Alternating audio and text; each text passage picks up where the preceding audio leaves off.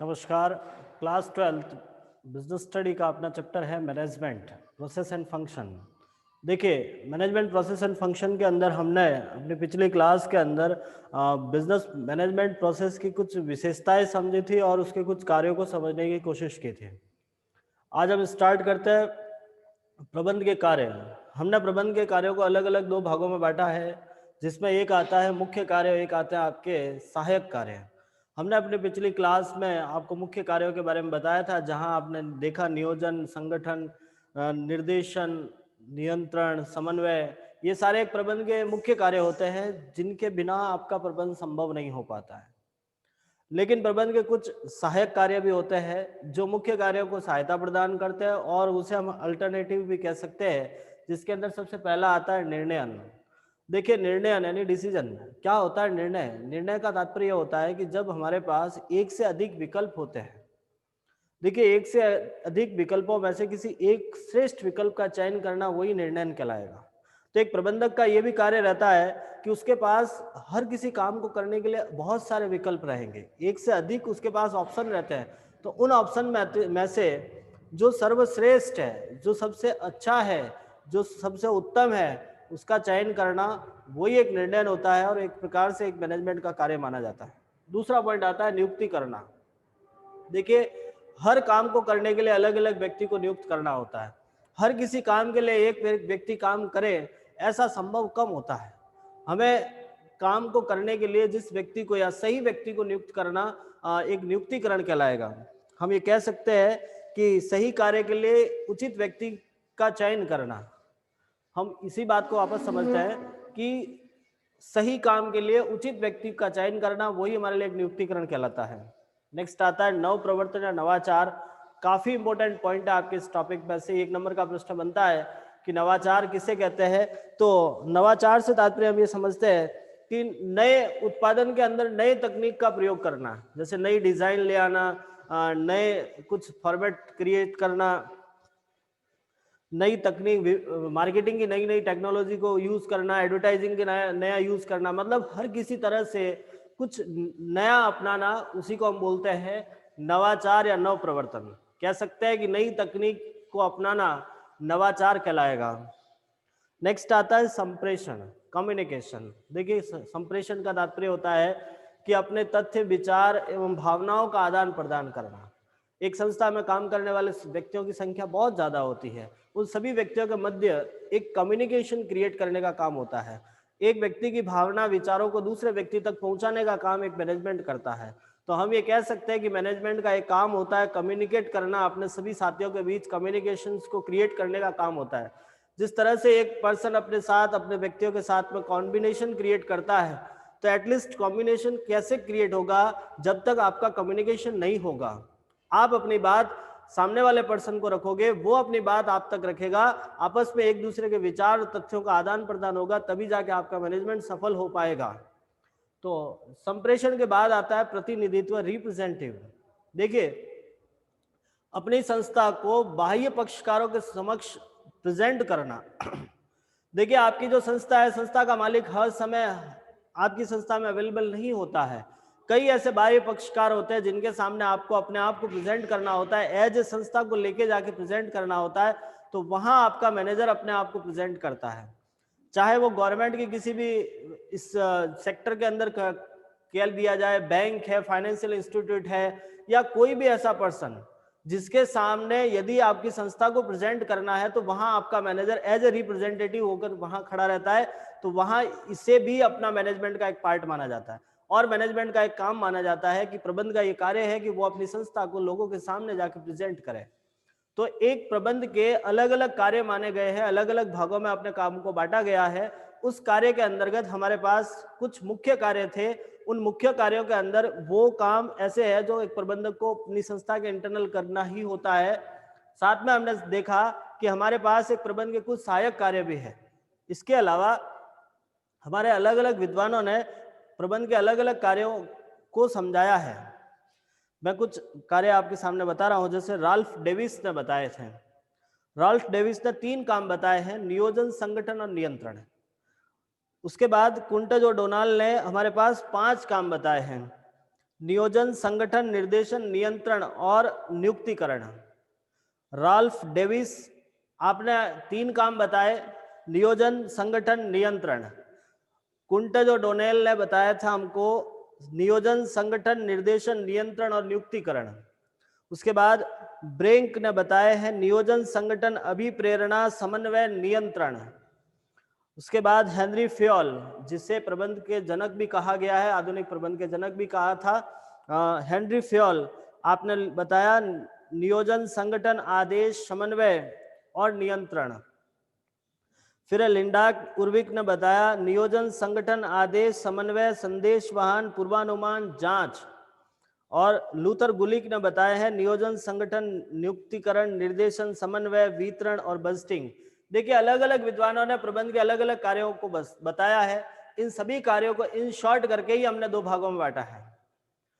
आपने इस कार्यों के बारे में थोड़ा सा पढ़ा हो या हमने सुना तो हमने ये देखा कि इसमें नियोजन लगभग सभी व्यक्तियों ने कहा है, इसीलिए प्रबंध का मुख्य कार्य नियोजन माना गया है।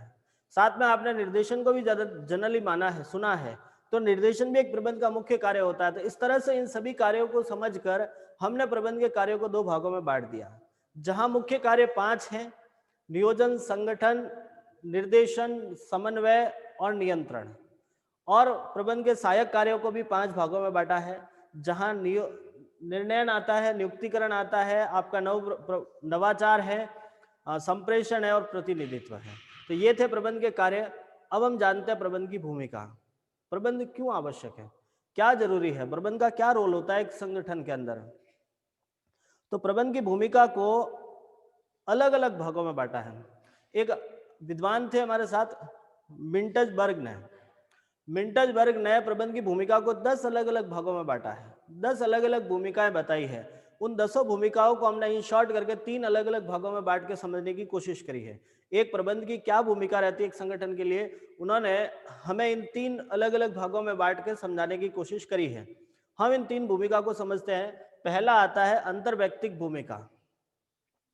अंतर्वैयक्तिक भूमिका क्या होती है, तो मिंटजबर्ग अंतर्वैयक्तिक भूमिका के अंतर्गत प्रबंधक को 3 भागों में बांटता है। सबसे पहले संस्था अध्यक्ष, नेता या संपर्क अधिकारी। देखिए आपका जो प्रबंधक है वो आपकी संस्था में एज ए संस्था का अध्यक्ष पद पर कार्य करता है। संस्था अध्यक्ष से तात्पर्य यह है कि वो जितने भी औपचारिक पद है या औपचारिक स्थितियां हैं, जो वैधानिक परिस्थितियां हैं, उन सबके लिए वो ऑथराइज होता है, हर किसी के लिए साइन कर सकता है। क्योंकि जिस एनी टाइम उस संस्था में जो हेड ऑफ इंस्टीट्यूट कहेंगे वो वही पर्सन होता है जो उस संस्था को चलाने वाला होता है। तो उसे वो सभी प्रकार के अधिकार होते हैं कि संस्था के किसी भी प्रकार की वैधानिक एग्रीमेंट करना है तो वो कर सकता है और साइन कर सकता है, इसलिए उसको एज संस्था अध्यक्ष कहते हैं। दूसरा पॉइंट माना नेता की बात करते हैं। वो अपने संस्था में सभी काम करने वाले लोगों को एक साथ लेके चलता है, वो अपने अनुयायियों की तरह उसको अपने साथ में लेके चलता है, इसीलिए उसे एज ए लीडर भी समझा गया है। और तीसरा है संपर्क अधिकारी। संपर्क अधिकारी का मतलब ये होता है कि वो प्रबंधक संगठन के बाह्य पक्षकारों के मध्य, संगठन से जो जितने भी बाह्य पक्षकार होते हैं, चाहे वो सरकार है, राजनीतिक है, संस्था है, बैंक है, फाइनेंशियल इंस्टीट्यूट है, कोई भी पर्सन है, क्रेडिटर्स, इन्वेस्टर, बहुत सारे लोग ऐसे होते हैं जो संस्था के बाह्य पक्षकार संस्था के अंदर इंटरनली रोल रखते हैं। तो उन संस्थाओं, उन व्यक्तियों के प्रति उन संस्था को प्रेजेंट करता है, उनसे संपर्क स्थापित करता है, इसलिए इसको संपर्क अधिकारी भी कहते हैं। तो हम ये जानते हैं कि मिंटजबर्ग ने एक प्रबंधक की पहली भूमिका के तौर पर हमें बताया कि ये अंतर्वैयक्तिक भूमिका है। अंतर्वैयक्तिक भूमिका के अंदर एक प्रबंधक को 3 अलग अलग भागों में बांटा, जहां संस्था अध्यक्ष क्यों माना, क्योंकि वो संस्था के सभी वैधानिक परिस्थितियों को अपने आप में समेटता है, सभी वैधानिक एग्रीमेंट्स कर सकता है, साइन कर सकता है, संस्था का एक हेड ऑफ इंस्टीट्यूट पर्सन होता है, सबसे बड़े पद पर वो कार्यरत होता है। नेता मतलब वो संस्था के इंटरनल जितने भी व्यक्ति काम करने वाले उन सबको लेके चलता है, एज ए उनको अनुयायियों की तरह अपने साथ में ट्रीट करता है और एक नेता की तरह उनके साथ में रहकर काम करता है, इसलिए उसे एज ए नेता या लीडर कहा गया है। संपर्क अधिकारी संस्था के बाहर जितने भी बाह्य पक्षकार है उनसे संपर्क स्थापित करने का काम यह करता है, इसलिए इसको संपर्क अधिकारी भी कहते हैं। बात करते हैं सूचनात्मक भूमिका। देखिए सूचनात्मक भूमिका में प्रबंध विभिन्न सूचनाओं, तथ्यों एवं ज्ञान का संग्रहण करता है। एक प्रबंध है वो अलग अलग सूचना, तथ्य और ज्ञान का संग्रह करके रखता है। इसके लिए संगठन अपने वातावरण के बारे में विभिन्न ज्ञान को मतलब अलग अलग सूचनाओं को प्राप्त करता है और इसे प्राप्त करता है, इसीलिए इसको प्रबोधक कहते हैं।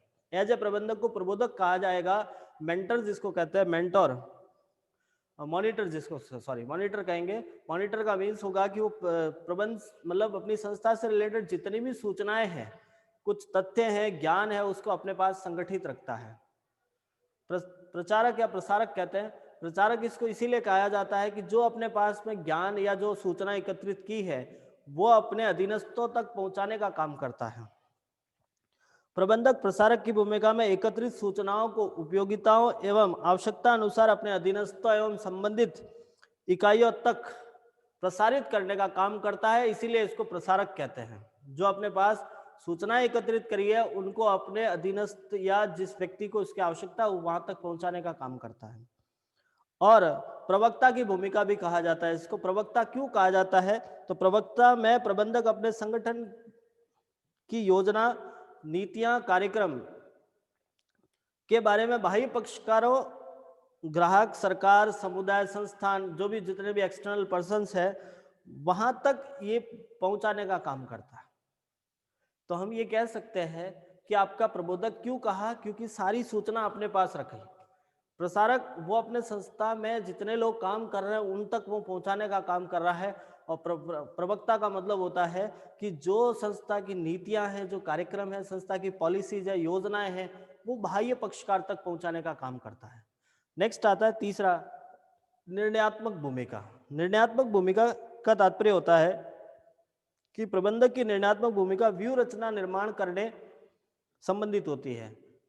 जो अपनी संस्था है उसमें व्यू रचना बनाती है। देखो, व्यू रचना का मतलब होता है एक ऐसी स्ट्रेटजी तैयार करनी होती है कि हम अपने लक्ष्यों को किस तरह से प्राप्त कर सकें, जिससे प्रबंधक एक उद्यमी के रूप में विभिन्न संभावनाओं, अवसर व खतरों को का पता लगाना और उनके अनुरूप परिवर्तन एवं सुधार को लागू करना होता है।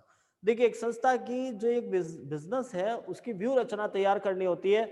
उसमें एक प्रबंधक एज ए साहसी के तौर पर आके खड़ा रहता है कि हमें इसमें कौन कौन से खतरे हो सकते हैं, हमें यहाँ पे क्या क्या अवसर प्राप्त हो सकते हैं, उन सारी जो संभावनाएं हैं उनका पता लगाता है और उनके विरुद्ध काम करने की स्थिति क्रिएट करता है।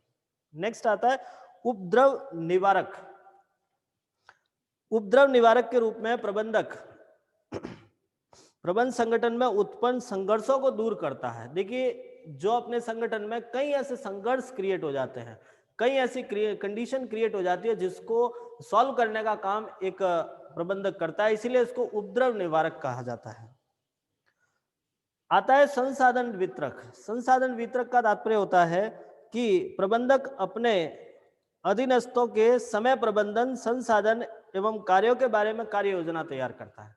जो प्रबंधक है वो अपने साथ में काम करने वाले अधीनस्थ है, उनका टाइम कैसे मैनेज हो, उन्हें किस तरह से कौन से सोर्सेज प्रोवाइड कराने हैं, वो सारा का सारा मैनेज ये पर्सन करता है, इसीलिए इसको संसाधन वितरक कहते हैं। अंतिम बात आती है कि उसे मध्यस्थ वार्ताकार भी कहा जाता है।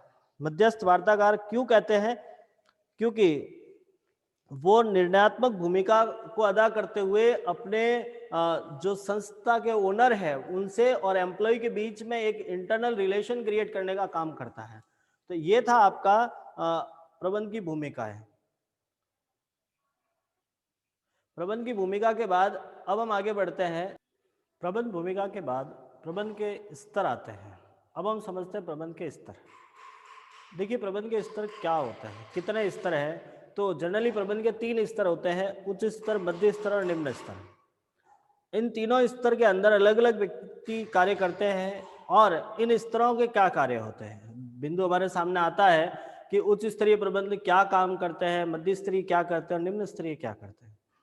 तो सबसे पहले हम बात करते हैं उच्च स्तरीय प्रबंध के कार्यों के बारे में। तो सबसे पहला पॉइंट आता है, ये संगठन के उद्देश्यों का निर्धारण करते हैं। जो उच्च स्तरीय प्रबंध है वो संगठन के उद्देश्य को निर्धारित करते हैं। हमारी संगठन के क्या क्या उद्देश्य रहेंगे उनका निर्धारण करने का काम उच्च स्तरीय प्रबंध के पास में रहता है। ये संस्थागत नीतियों का निर्धारण करते हैं। जो संस्था है उसकी नीति क्या रहेगी, क्या पॉलिसी बनेगी, उन पॉलिसियों का निर्धारण करने का काम इसका रहता है। ये व्यवसाय संचालन से संबंधित महत्वपूर्ण निर्णय लेते हैं। बिजनेस को संचालित करने से रिलेटेड जो कोई डिसीजन लिया जाएगा तो वो डिसीजन लेने का काम इनका रहता है। ये संस्था की योजनाओं को पूरा करने के लिए जो अपने उद्देश्य निर्धारित किए हैं उन उद्देश्यों को पूरा करने के लिए संसाधन जुटाने का कार्य करता है। जितने भी सोर्सेज आएंगे, चाहे वो फिजिकल हो, ह्यूमन रिसोर्सेज हो, किसी भी प्रकार का जो सोर्सेज चाहिए आपको, तो उनको जुटाने का काम आपके उच्च स्तरीय प्रबंध करते हैं। नेक्स्ट आता है, ये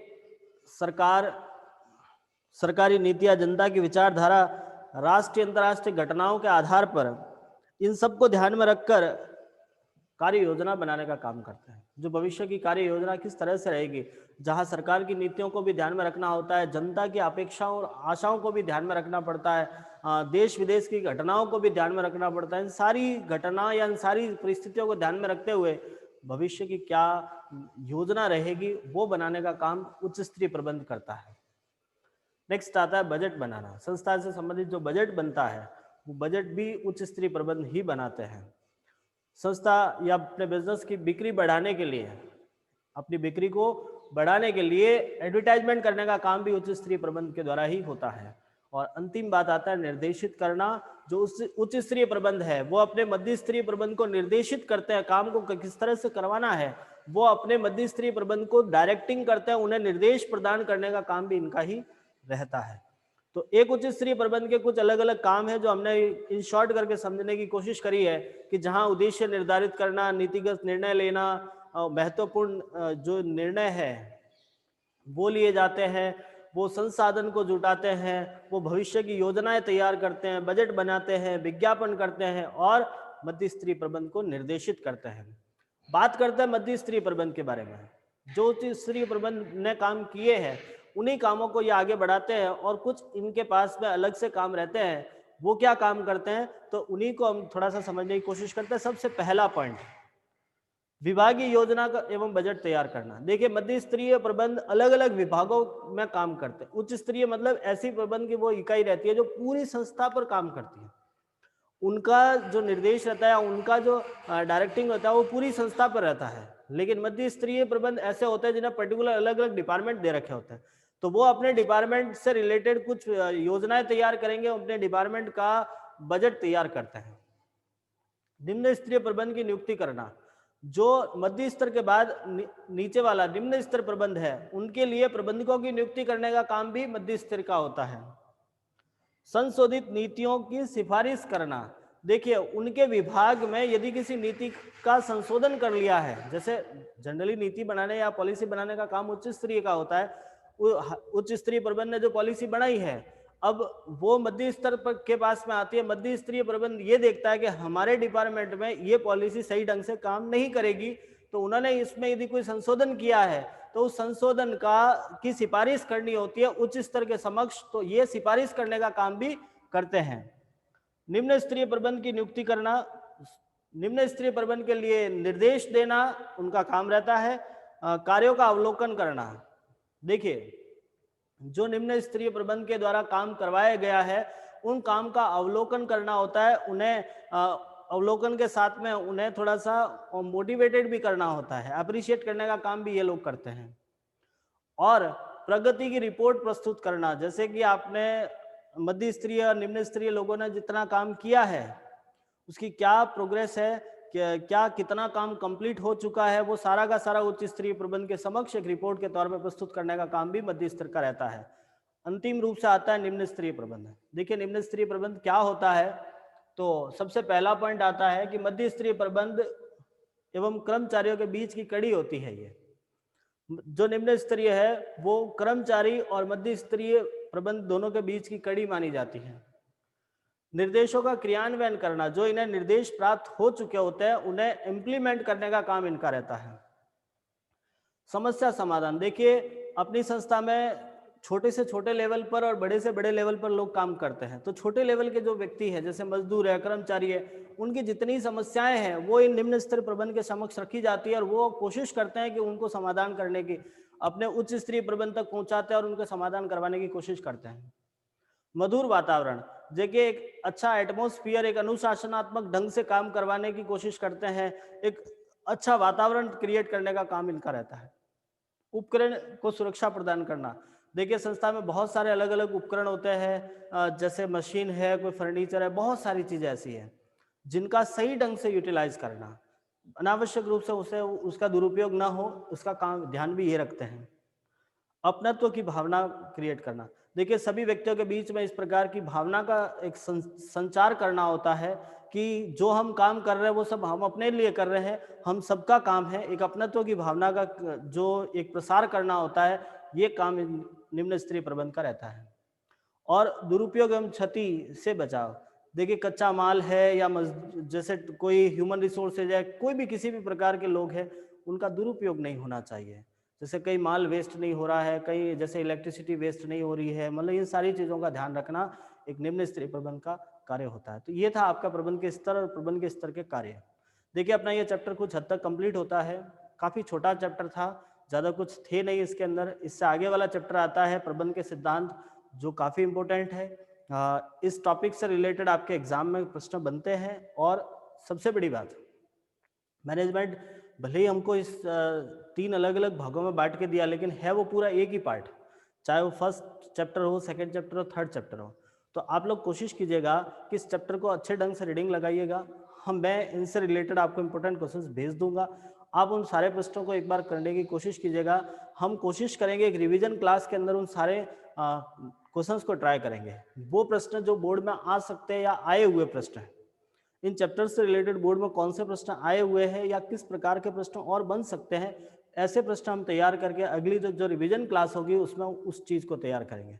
फिलहाल हम कोशिश करेंगे पहले इस चैप्टर को कंप्लीट करेंगे, मींस इससे आगे वाला जो मैनेजमेंट का पार्ट है उसको कंप्लीट करेंगे, उसके बाद हम रिवीजन क्लासेस स्टार्ट करेंगे, उन क्वेश्चंस को लेकर चलेंगे।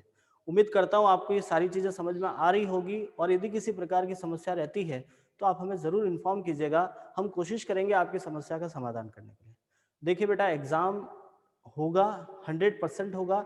जो इस परिस्थिति के कारण हमारा कुछ सिलेबस कम भी हुआ है या कुछ ऐसी कंडीशन हमारे सामने है कि हम फेस टू फेस क्लास में बैठ के नहीं पढ़ पा रहे हैं, लेकिन जो ये टाइम मिल रहा है आपको, उसको बहुत अच्छे ढंग से यूटिलाइज करो। और इसको एक जैसे हमारे माननीय प्रधानमंत्री जी कहते हैं कि इस जो ये समस्या है उसको अवसर में कन्वर्ट करने की कोशिश करो। जो आपको टाइम मिल रहा है उसको बहुत अच्छे ढंग से, क्योंकि देखिए आपकी क्लासें तो यूं की यूं चल रही है। आप स्कूल में 6 घंटे बैठते थे, आज कोशिश कीजिए 6 घंटे घर पे सिटिंग करने की। यदि आप 6 घंटे घर पे सिटिंग कर लेते हो तो सफिशिएंट टाइम है। और वो सारी चीज़ें जो आप स्कूल में आके करते थे वो हम आपको यहाँ से ऑनलाइन प्रोवाइड कराने की कोशिश कर रहे हैं। तो आप कोशिश कीजिएगा, समझने की मतलब प्रयास कीजिए, क्योंकि जब तक आप खुद से नहीं करोगे तब तक सॉल्व नहीं होगा। और मैं आशा रखता हूँ कि आप मेरी बात बहुत अच्छे ढंग से समझ रहे हो और कोशिश भी अच्छे ढंग से कर रहे हो। मैं भगवान से यही प्रार्थना करता हूँ कि बहुत जल्द इस समस्या से हम छुटकारा पाए, और फिर से हम एक दूसरे के सामने रहेंगे, और जितनी चीज़ें हमने पहले से पढ़ा रखी है और हम पढ़ा रहे हैं वो आप लोगों के लिए बहुत अच्छे ढंग से काम करेगी, और आप उसे पढ़ने की कोशिश करोगे। इसी उम्मीद के साथ मैं इस क्लास को समाप्त करता हूँ। धन्यवाद।